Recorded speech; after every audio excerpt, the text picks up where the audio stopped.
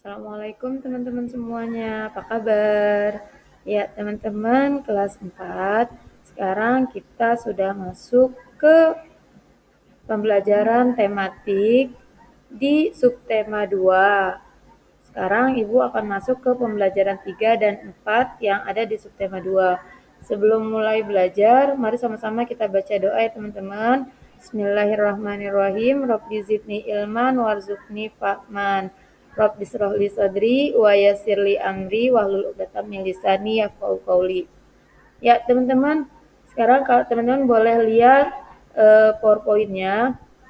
Ibu akan menjelaskan di pembelajaran 3 dan 4 ini kita akan belajar tentang gagasan pokok, gagasan pendukung untuk pelajaran bahasa Indonesianya, belajar kerjasama dan keberagaman budaya yang terikat persatuan dan kesatuan untuk di pembelajaran PKN-nya. Sedangkan untuk pelajaran IPS-nya kita akan belajar tentang keberagaman sosial, ekonomi, budaya, etnis, dan agama yang berada di lingkungan sekitar.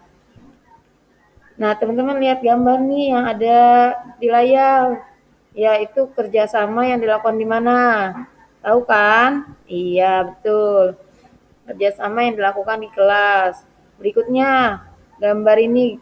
Siapa yang tahu ini sedang apa? Ada yang tahu? Ya, ini lagi membuat jembatan. Pekerjaan yang dilakukan secara bersama-sama juga. Nah, dari kedua gambar tersebut, kita dapat mengetahui tentang bentuk kerjasama dan bergotong royong. Sekarang, Ibu ingin tanya sama kalian nih, apakah kalian mengetahui tentang arti kerjasama atau gotong royong? Ya, benar. Kerjasama dan gotong royong adalah pekerjaan yang dilakukan secara bersama-sama, seperti pada gambar yang tadi kita lihat. Bentuk kerjasama yang dilakukan di kelas dan di gambar kedua, gotong royong di lingkungan masyarakat. Nah, sekarang kalian baca teks yang ada di halaman 61. Setelah kalian membaca teks tersebut, kalian akan memahami makna dari kerjasama. Dari teks juga, kalian dapat mengetahui mana gagasan pokok dan gagasan pendukungnya pada setiap paragraf. Yang sudah kalian pahami tentang makna-makna gagasan pokok dan gagasan pendukung yang sudah kita pelajari di subtema 1. Di sini, kita juga akan mengetahui bentuk-bentuk keberagaman, kerjasama, dan manfaat kerjasama dari bacaan. Salah satu contoh keberagaman adalah seperti pada gambar kedua di atas, yaitu ketika membuat jembatan.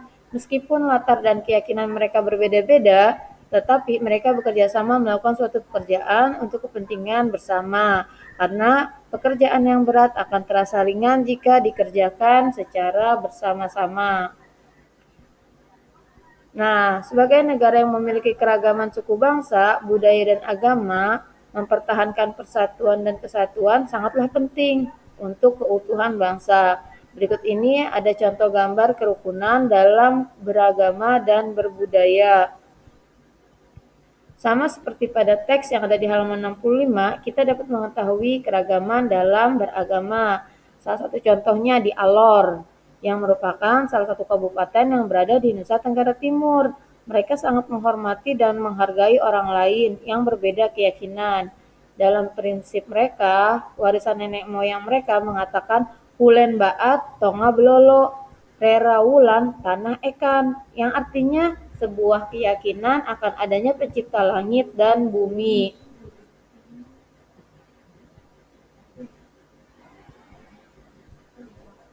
Jadi, mereka tidak saling menghina atau menjelekkan orang yang berbeda agama.